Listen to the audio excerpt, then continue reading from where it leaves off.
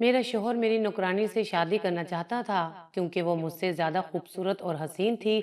मैंने शौहर से चोरी नौकरानी का निकाह देवर से कर दिया। नौकरानी देवर से निकाह नहीं करना चाहती थी, मगर मैंने जबरदस्ती निकाह कर दिया।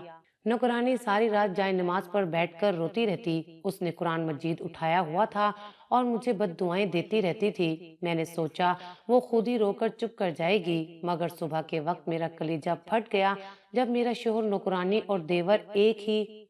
मेरा नाम साइमा है, मैंने एमए किया हुआ है। मेरा ताल्लुक एक गरीब घराने से था। मैं खुद को बहुत बदनसीब समझती थी। मुझे लगता है इस दुनिया में पैदा होने वाला हर इंसान खुशनसीब नहीं होता, और उन्हीं लोगों में से एक मैं भी थी। मेरे माँ बाप, मेरा भाई, मैंने जिससे मोहब्बत की, सब ने मुझे छोड़ दिया। सब अपनी अपनी जिंदगियों में इतने मगन हो गए कि उनको कभी दिखाई नहीं दिया कि मैं भी इस घर में मौजूद भी हूँ या नहीं। मेरे 5 भाई थे और मैं अपने अब्बा की इकलौती और लाडली बेटी थी। आमतौर पर देखा गया है कि लोग बेटी को नहूसत समझते हैं और उससे प्यार नहीं करते, लेकिन मेरे अब्बा ऐसे नहीं थे। उन्होंने मुझे वो सब कुछ दिया जो एक औलाद का हक होता है, लेकिन ये बस अब्बा ने ही किया था, बाकियों ने नहीं। मैं जब पैदा हुई तो दादी ने बड़ी बातें अम्मा को सुनाई कि 5 बेटे पैदा किए थे, बस यही काफी थे। अब एक बेटी पैदा कर दी है, सारी उम्र इसी का जहेज ही बनाते रहना। दादी की बातें सुनकर अम्मा बहुत रोई थीं। दादी ने उसी वक्त ही कह दिया था कि इसे कहीं फेंक आओ, गरीबों के यहाँ बेटियों का कोई काम नहीं है। लेकिन जैसे ही अब्बा घर आए, सारी काया पलट गई। अब्बा ने बेटी का सुनकर ऊंची आवाज में अल्हम्दुलिल्लाह कहा था, और ऊंची आवाज में फिर से कहा कि आज अल्लाह ताला ने मुझे एक रहमत अता की है। उसकी खुशी देखकर अम्मा के आंसू थम चुके थे और दादी बहुत गुस्से में थीं और अब्बा को भी बातें सुनाने लगीं। लेकिन अब्बा ने उनकी बातें एक कान से सुनकर दूसरे कान से निकाल दी। दादी को बेटियां नहूसत लगती थीं, क्योंकि दादी का ख्याल था कि सारी उम्र बेटियों का जहेज बनाने में ही निकल जाती है, और चचा के घर तो कोई नहूसत भी नहीं थी। इसलिए दादी उनसे बहुत राजी थी और उन्हें खुश नसीब कहती थी। सबको लगता था कि दादी का ये रद्दे अमल फितरी है, लेकिन जब वो अपने आंगन में एक नाजुक कली को खिलते देखेंगी तो यकीनन खुश हो जाएंगी। मैं जब नन्हे नन्हे कदम उठाती, दादी की तरफ बढ़ती, तो वो मुझसे दूर हो जाती कि कहीं उन्हें मेरा हाथ ही ना लग जाए। उनकी इन्हीं बातों में मैं बड़ी होती गई और अपना सारा एतमाद खोती जा रही थी। दादी के बाद मेरी सकी माँ मेरी दुश्मन बन गई थी, या शायद हालात ने उसे मेरा दुश्मन बना दिया था। अम्मा मुझे हर बात पर यही कहती थीं कि ना तू पैदा होती और ना ही मेरी इस घर में इज्जत कम होती। तेरी वजह से आज तक मैं जलील होती आई हूँ। अम्मा को डर लगता था कि कहीं दादी मेरी वजह से गुस्सा होकर अम्मा को घर से ना निकाल दे, और यही डर कभी मेरी माँ को मेरे करीब ना कर सका। जिंदगी कभी कभी अजीब दोराहे पर लाकर खड़ा कर देती है, तब हम खुद फैसला नहीं कर पाते कि हमें करना क्या है। मेरी जिंदगी की कहानी भी कुछ ऐसे ही हालात से गुजरी थी। इसी दौरान मेरे चचा ने पड़ोस में जमीन लेकर अपना घर वहीं बना लिया था। उसके बाद तो दादी को हम में और भी मसले नजर आने लगे थे। वो अक्सर अम्मा को कहती कि जब से तेरी बेटी पैदा हुई है, मेरे बेटे का रिस्क कम हो गया है। ये तुम लोगों की काली किस्मत लाई है। अम्मा ये सुनकर और भी दुखी हो जाती। बस एक मेरे अब्बा थे जो मुझसे मोहब्बत करते थे, लेकिन मोहब्बत भी क्या करनी, वो सारा दिन घर में नहीं होते थे।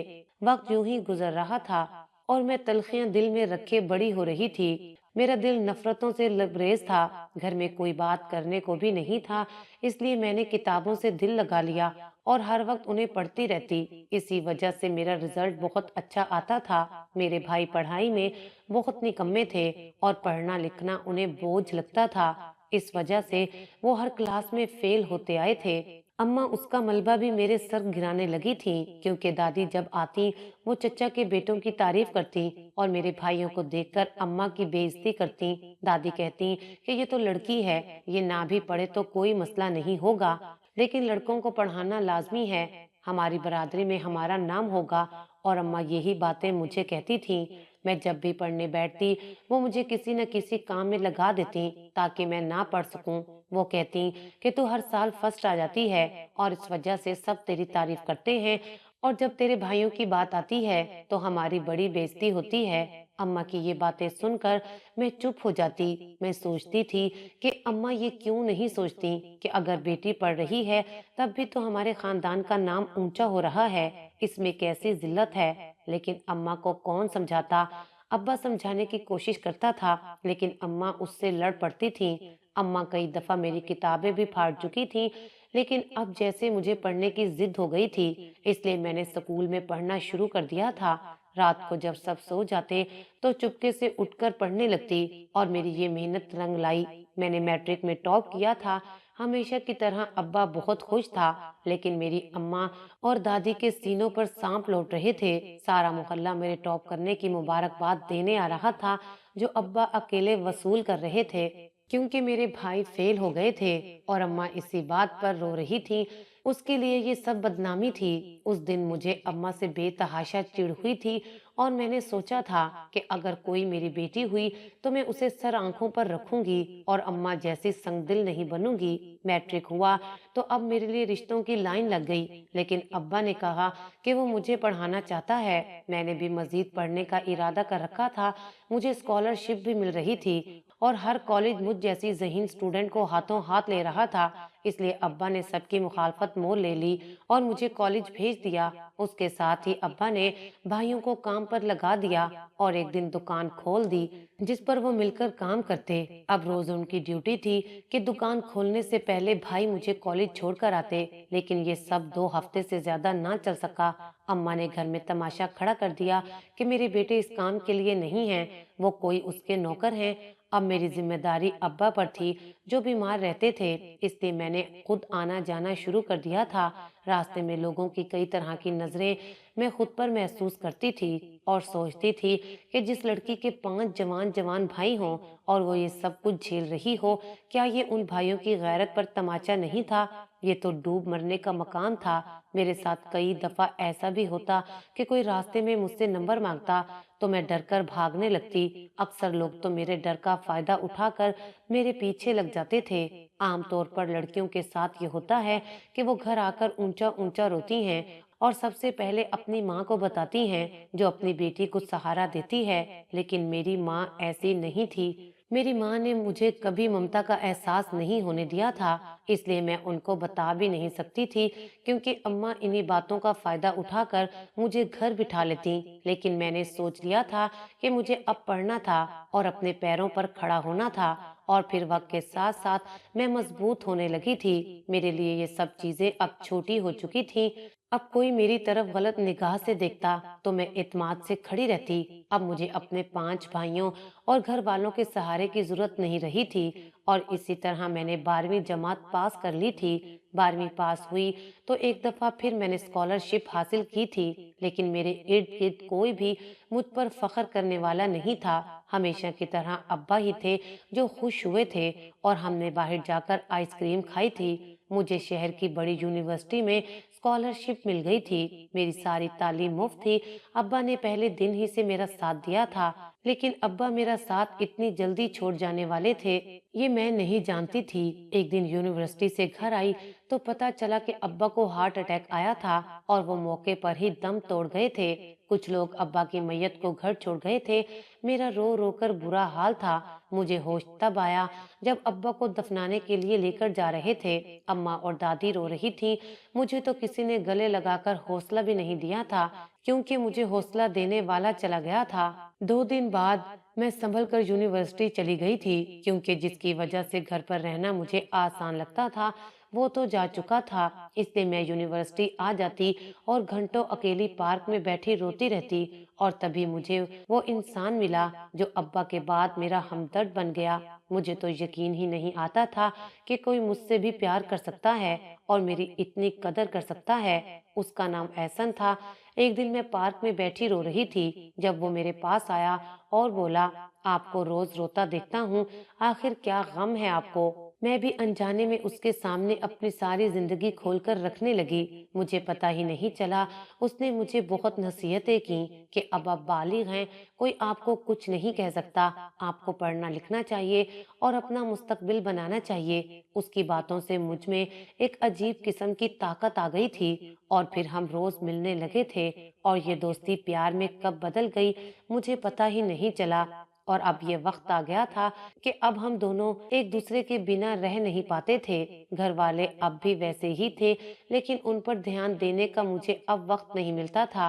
सारा दिन मैं एहसन को सोचती और खुश रहती, लेकिन मेरी जिंदगी में कभी भी कुछ वैसा नहीं हुआ था जैसा मैं सोचती थी। मेरे घर वालों ने मेरा रिश्ता किसी और जगह पक्का कर दिया था। ये खबर मुझ पर एटम बॉम्ब की तरह गिरी थी और 2 दिन के अंदर अंदर मेरा निकाह तय कर दिया था। मैंने उन्हें बताया कि मैं किसी और से मोहब्बत करती हूँ और उसके बगैर नहीं रह सकती। मैं मर जाऊंगी। लेकिन मेरे घर वाले तो जैसे कसम खाकर बैठे थे कि मेरी कोई बात नहीं सुनेंगे। मुझसे मेरा मोबाइल फोन लेकर तोड़ दिया गया और मुझे एक कमरे में बंद कर दिया गया। मैं बहुत रोई, लेकिन सब मेरी पहुंच से दूर था। मेरी शादी रेयान से करके मुझे उसके साथ रुखसत कर दिया गया था। मुझे उससे बहुत नफरत थी। मैंने उसे बीवी वाले हकूक नहीं दिए थे।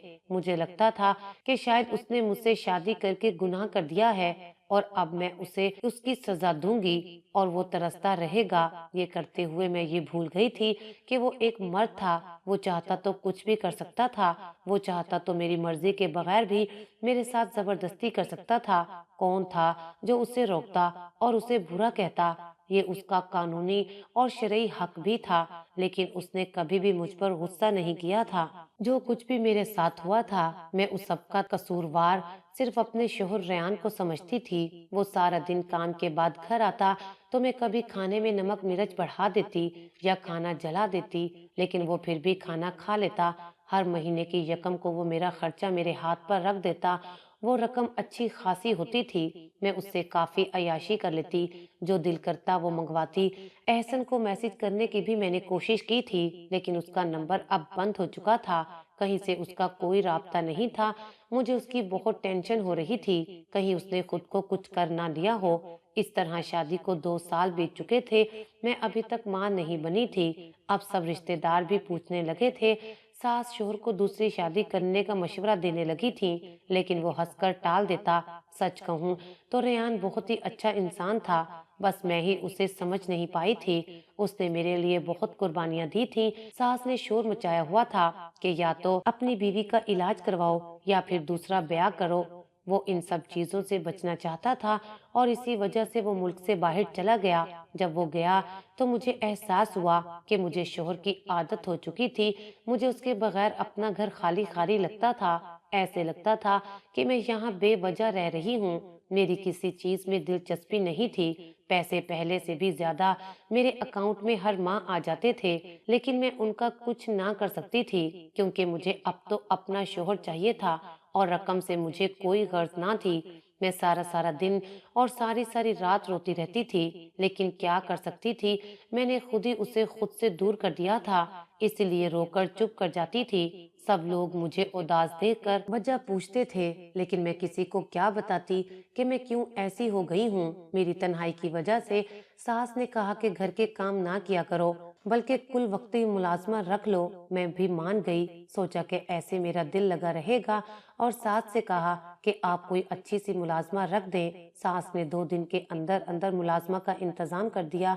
मुलाजमा जिसका नाम महानूर था, उसे देखकर मैं हैरान रह गई।